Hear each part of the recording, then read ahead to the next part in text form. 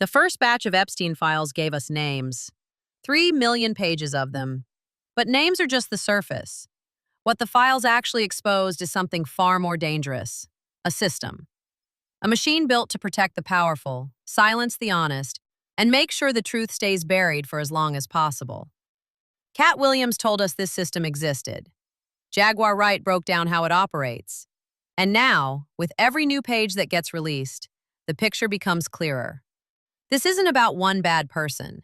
This is about an entire network, spanning Hollywood, Wall Street, Silicon Valley, and Washington, that ran for decades without a single consequence. Today, we're going deeper than names. We're going into how the machine works, who it protects, and why the people who tried to expose it all paid the price. Before the files, before the flight logs, before any of this was public record, Katt Williams sat down on Club Shay Shay and told the world exactly what was coming. He didn't just name names, he described the architecture, how the industry works, how certain people are selected, elevated, and protected, not because of talent, but because of what they're willing to do and what they're willing to keep quiet about. At the time, most people dismissed it, called him bitter, said he was jealous of more successful comedians and rappers. But here's the thing about Katt Williams. He didn't need anyone to believe him. He knew the files would do that for him. And now? Every single conversation he started is being validated by federal documents.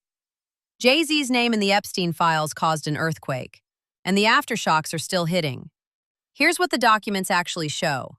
An FBI crisis intake form filed in 2019 contains an anonymous allegation that in 1996, a victim was abducted, drugged, and woke up in a room with Harvey Weinstein and Sean Carter. The same filing names Pusha T as an alleged handler. Now, these were anonymous tips submitted to the FBI's hotline. They did not come from Epstein's personal records, flight logs, or any corroborated investigation. The DOJ has been clear that some of these submissions could be fabricated. No charges have been filed. No investigation was launched based on these specific tips. But that context hasn't stopped the conversation. Because even before the files dropped, there were already questions. You take people like Jay-Z and Pusha T, they made their living killing our people. So how the f they gonna stand up for our people? You know what I'm saying? But we forget that because we love Jay-Z's music so much. We love Pusha's music so much, right? But you think they would ever, Beyonce had the best hit for somebody else? Yeah. You know what I'm saying? You think they would ever tell the truth? No, if they told the truth, they didn't go to jail. You know what I'm saying? So you have liars. Man. Liars are now the face of our culture. Kanye said this in 2018, called them liars, said they'd built their careers on silence. At the time, people thought it was just beef. Now those words carry a different weight. And your thoughts on Donald Trump and what it means for what it means for mass incarceration. You know what? This is a labor of love for Jay, and as a result, he's my friend. We're here to talk about that and nothing else. Well, then can I ask you about mass incarceration? And do you think the movement is okay? In your thoughts on Donald Trump and what it means for what it means for mass incarceration. You know what? This is a labor of love for Jay, and as a result, he's my friend.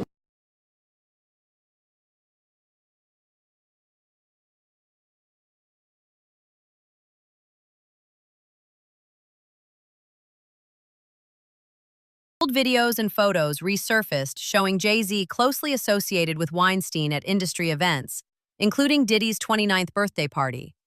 And when public figures were asked about Jay-Z in the context of these files, the deflections were immediate and obvious. The conversation was shut down before it could start. Jay-Z's supporters argue he was too new in the industry in 1996 to be connected to elite circles. But being new to fame and being new to connections are two very different things. And the footage from that era tells a story that's hard to ignore. Naomi Campbell's situation is different from Jay-Z's, because hers isn't based on anonymous tips. It's based on flight logs, hard documentation with dates and routes. Campbell appears on Epstein's Lolita Express flight records 5 times between 2001 and 2003. At least 2 of those flights originated from the U.S. Virgin Islands, where Epstein's island was located. She was also documented on the infamous 2002 Africa trip, alongside Bill Clinton, Kevin Spacey, and Chris Tucker. I knew him. I was introduced to him on my 31st birthday by my ex-boyfriend Flavio. He was always front and center at Victoria's Secret shows. Did you suspect what he was doing? No. And what he's done is indefensible. And when I heard of what he'd done, it sickened me to my stomach, just like everybody else. Because I've had my fair share of sexual predators, and thank God that I had good people around me that protected me from this. I mean, right now I stand with the victims. I can't, they're scarred for life. She said she was sickened when she found out, said she stands with the victims. But emails in the files suggest a level of coordination between her and Epstein's circle that goes beyond casual acquaintance. And then there are the videos that went viral, showing her in situations that people interpreted as recruitment. Nobody is holding TMZ into account for anything, and they've been mentioned in these files. Harvey Levin specifically. Yeah. He ain't saying nothing. He ain't saying nothing. Why not? He's busy with a ransom right now. With a ransom. Yeah, that is. For what, his stolen pride? Come on, Jack. Come on. Wait. You want to know what's funny though? Yeah. Naomi Campbell is finally being dressed. Yeah. What? Y'all ain't heard? Y'all ain't Cruella DeVille is finally being checked. Wow. Hey, I've seen some shit. I've seen something. I've seen something on that. Listen to me, any woman that Mike Tyson has to put a restraining order on It's a problem. needs to be checked. That is facts. Them is facts. Them is facts. Oh, wait. Hold on, wait. I keep telling everybody, she the Ghislaine. Man. I'm still trying to figure out how she pulled that off. Where she was able to get a white woman to go to jail for. That's the question. That is the question. That's a bad motherfucker, boy. That is the question. Jaguar Wright compared her to Ghislaine Maxwell, suggesting she played a similar role in bringing people into the network. Now that's Jaguar Wright opinion, not a proven fact. But the flight logs are real, the emails are real, and the questions they raise haven't been answered. Bill Gates went on national television and said his relationship with Epstein was limited to a few dinners. The Epstein files tell a radically different story. It was reported at that time that you had a number of meetings with Jeffrey Epstein, who, when you met him 10 years ago, he was convicted of soliciting prostitution from minors. What did you know about him when you were meeting with him, as you've said yourself, in the hopes of raising money? I had dinners with him. I regret doing that. He had relationships with people he said, would give to global health, which is a interest I have. Not nearly enough philanthropy goes in that direction. Those meetings were a mistake. They didn't result in what he purported, and I cut them off. That goes back a long time ago now. So there's nothing new on that. It was reported that you continue to meet with him over several years, and that, in other words, a number of meetings. What did you do when you found out about his background? Well, I've said I regretted having those dinners, and there's absolutely nothing new on that. Is there a lesson for you, for anyone else looking at this? Well, he's dead, so in general, you always have to be careful. I'm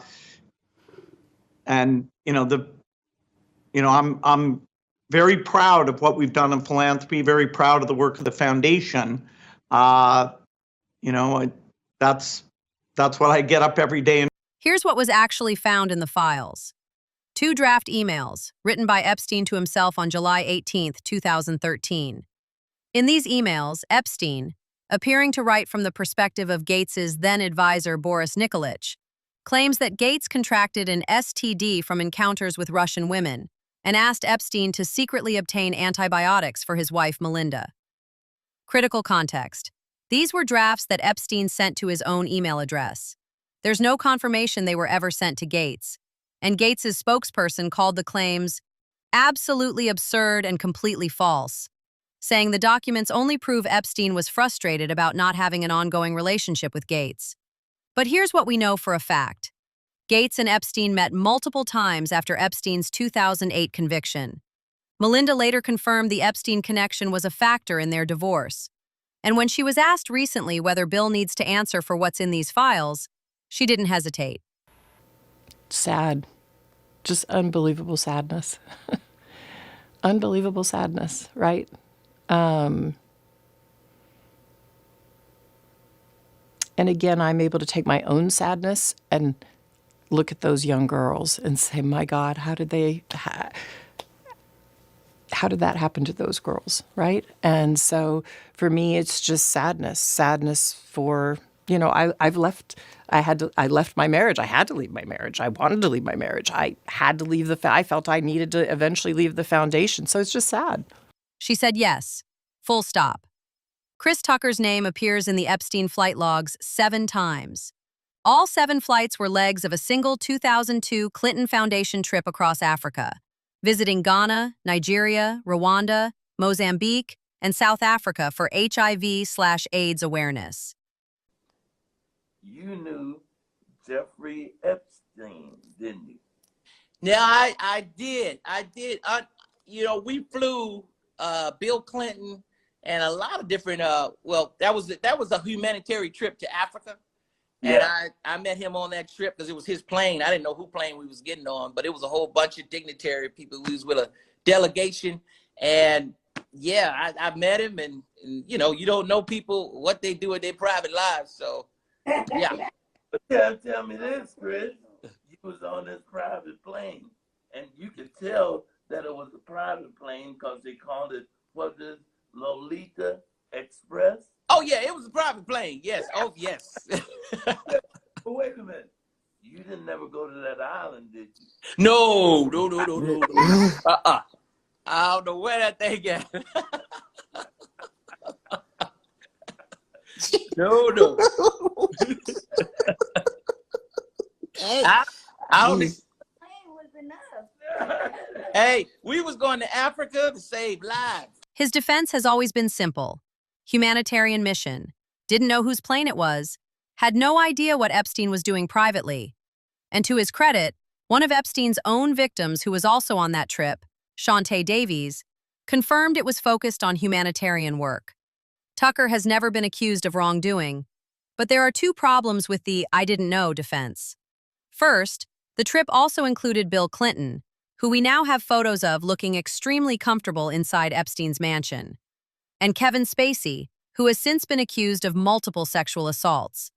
The company you keep matters. The Chris Tucker that we got now is Epstein Island Chris Tucker, not Smokey. And second, Katt Williams called this out before any files dropped. He said the Chris Tucker we see today isn't the same person. Something changed. And when someone who used to be one of the funniest people on the planet suddenly goes quiet for 2 decades, people notice. Now, this one caught a lot of people off guard. Elon Musk. For years, Musk positioned himself as the guy who wanted the Epstein files released. He publicly pushed for transparency. He called Epstein a cretin.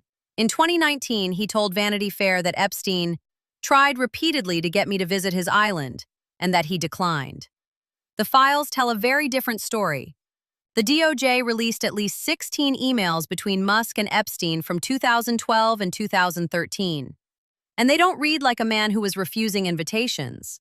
In November 2012, when Epstein asked how many people Musk would be bringing for the helicopter ride to the island, Musk responded, and I'm paraphrasing from the verified documents, that it would probably just be him and his then-wife Tallulah.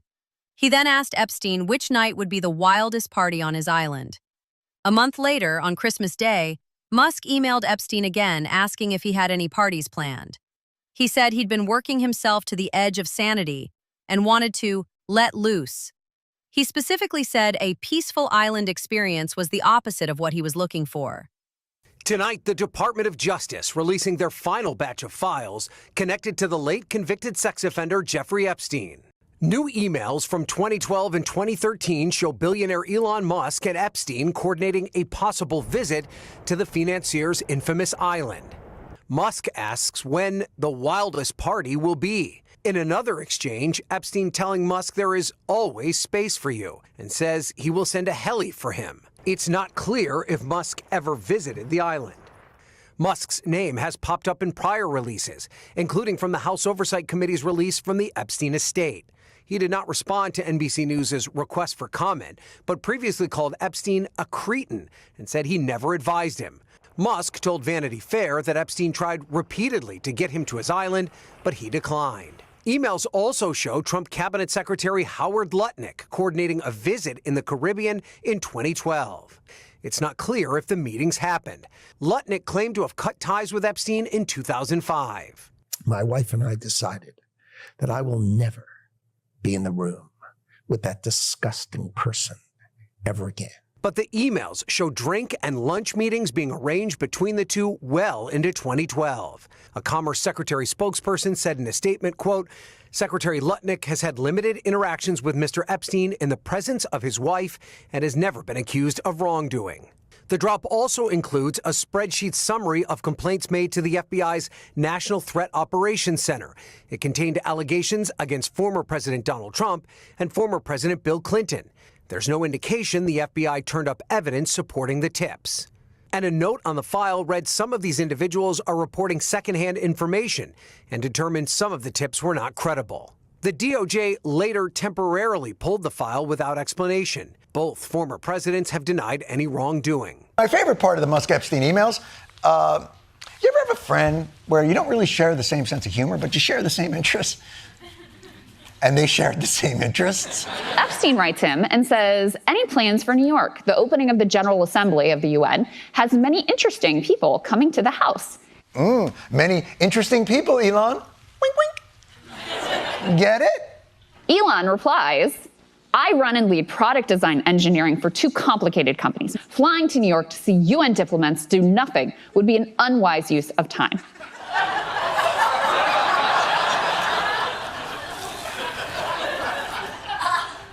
I'm sorry, Jeffrey, could you make it a little more obvious for your friend? To which Jeffrey Epstein replies, do you think I am retarded? Just kidding. There is no one over 25 and all very cute.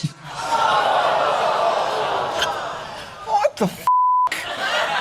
We've all had that friend. Why would I go to the bathroom with you to go skiing? Skiing is an outdoor sport requiring a mountain and equipment and,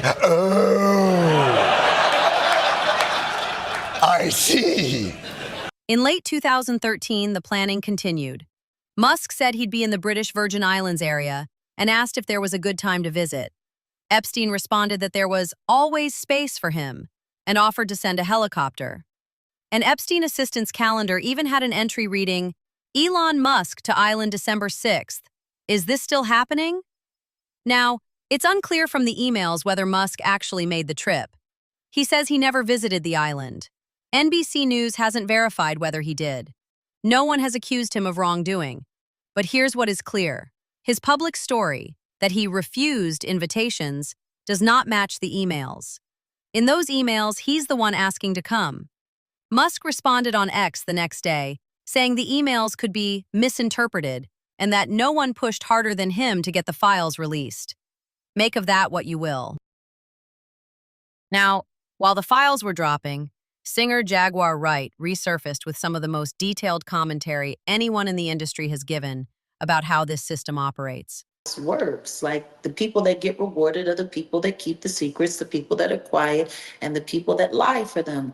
The people who get a pass are the people who pretend that like they don't know what's going on. And then the people that speak up are the people that, get persecuted, get framed, get trashed, are forced to go broke, that kind of shit. She laid it out plainly. The industry doesn't reward honesty. It rewards silence. The people who keep secrets get protected. The people who play along get a pass. And the people who speak up get persecuted, financially destroyed, or discredited. Jaguar said she spent years trying to stay quiet so she could keep her career. She blamed everything on Diddy at first because it was easier than accepting the truth, that the problem was bigger and more connected than any one person. I was hoping. See, I was always so quick to just blame, all of the harm and just the terrible shit in the industry on Diddy. I wasn't really willing to accept the fact that they were working together, which is why I find it so funny that people, really just didn't call bullshit a little bit louder when Alex Spiro came forward talking about they were never friends, they were never close, they were never this, they were never that. I wonder when Spiro's gonna come forward and do another PowerPoint breakup to say that Jay-Z was never friends with Harvey. Harvey Weinstein. Now that all of the videos of him calling Jay-Z his friend and sticking up for him. She explained that when you release 3 million documents at once, that's not transparency. That's information fatigue by design. You flood people with so much data that they get overwhelmed and stop looking. She said her team has been combing through the files piece by piece, every day, because the important details are buried in the volume. True. So this isn't a political thing. Let's stop making it political. I think everyone wants to make it political. Oh, look at the politicians, and this isn't about the rappers, and this isn't about this, and this is about the politicians. No, it's not. No, it's not, because you got Democrats and Republicans equally aligned up in this whole foolishness. This is about a certain class of people in this country that have been doing all kinds of shit. And it really doesn't matter what your religious background is, what your social standing is, or what your political standing is. It really doesn't matter. This is not about them versus us. No, this is about the weirdos and then the normal people. And not even normal people, just decent people. The problem is that the weirdos are outnumbering, it's looking like, the decent people, 10-1. Like, does anybody get that? Like, the simple fact that nobody is holding TMZ into account for anything, and they've been mentioned in these files. Harvey Levin specifically. Yeah. He ain't saying nothing. He ain't saying nothing. And she made one point that I think is essential. This isn't about Democrats versus Republicans. It's not about left versus right. Both Trump and Biden's administrations had the opportunity to release these files before the Transparency Act forced their hand. Neither did. This is about a class of people, across every industry, every political party, every religion, who have been operating above the law. And the only people trying to hold them accountable are the ones with the least power. Jaguar also called out something most people don't want to address. She pointed to the media voices who immediately started downplaying the files. The ones saying, names being mentioned doesn't mean anything, or it was just a tip line, or these aren't official charges. And her response was simple. If none of this meant anything, why were the files sealed for decades? Why did it take an act of Congress to force them into the open? And why are the same people who destroy innocent individuals over rumors bending over backwards to defend powerful figures whose names are directly tied to Jeffrey Epstein? That double standard, she said, is the real story. Not the individual names, the system that protects them. Put it past them. That line should make everyone uncomfortable, because it means the evidence existed the entire time. People knew. Agencies knew. And the decision to keep it hidden wasn't incompetence. It was strategy. Hollywood is uncomfortable right now. The celebrities who once felt untouchable are suddenly quiet, defensive, or disappearing from the spotlight entirely. And the people who tried to warn us, Katt Williams, Jaguar Wright, Corey Feldman, are being proven right in real time.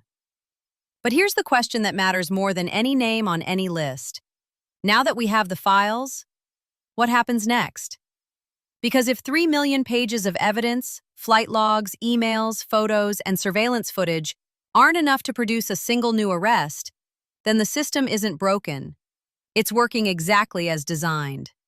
Let me know your thoughts in the comments. Share this with someone who needs to see it. And subscribe, because we're not done going through these files. Not even close.